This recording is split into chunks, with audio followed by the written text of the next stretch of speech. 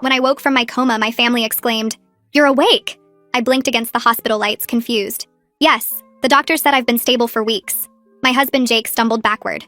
My mother grabbed the bed rail. My sister Wilhelmina's face went sheet white. I looked at each of them and saw it clearly. Disappointment.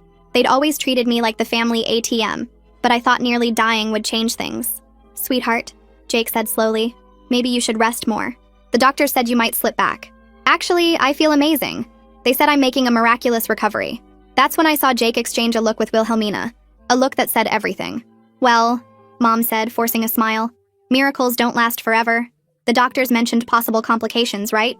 "No, they said I'm perfectly healthy. Except," I paused, watching them lean in eagerly, "the brain damage. I only have 6 months before complete cognitive failure." The lie slipped out so easily, and their reactions told me everything. Jake's eyes lit up. Wilhelmina actually smiled before catching herself. Mom rubbed my hand, saying, "At least you woke up to say goodbye." That night, I pretended to sleep. Through my unconscious state, I heard them in the hallway. "Her life insurance is $2 million, Jake whispered. "If she's mentally incompetent, I get power of attorney. The house is worth another $800,000, Wilhelmina added, plus her investment accounts. "We need documentation of her decline," Mom said. "Video evidence." I smiled behind closed eyes. During my coma, I'd been somewhat conscious. I'd heard every conversation about pulling the plug, about the inheritance, about Jake's girlfriend Melissa, who was waiting patiently.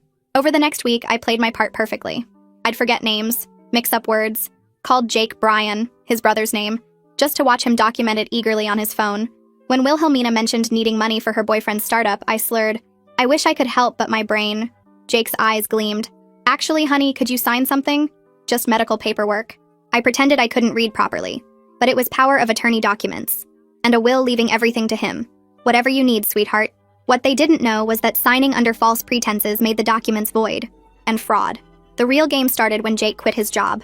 "Why work when we'll be millionaires in 4 months?" he told Melissa on the phone, not knowing I'd installed recording apps on all our devices during my confused state. Wilhelmina maxed out credit cards buying a Tesla and designer bags. "Payment in full when the inheritance comes," she told creditors. Mom broke her lease and moved into a luxury apartment she couldn't afford.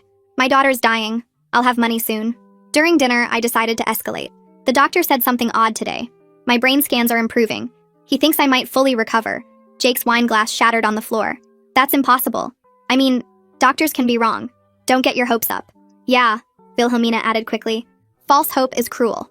What they didn't know, I'd already transferred our assets to a trust they couldn't touch. The house was being sold to my lawyer for $1. The life insurance beneficiary had been changed to a charity. Every day they thought I was at treatment.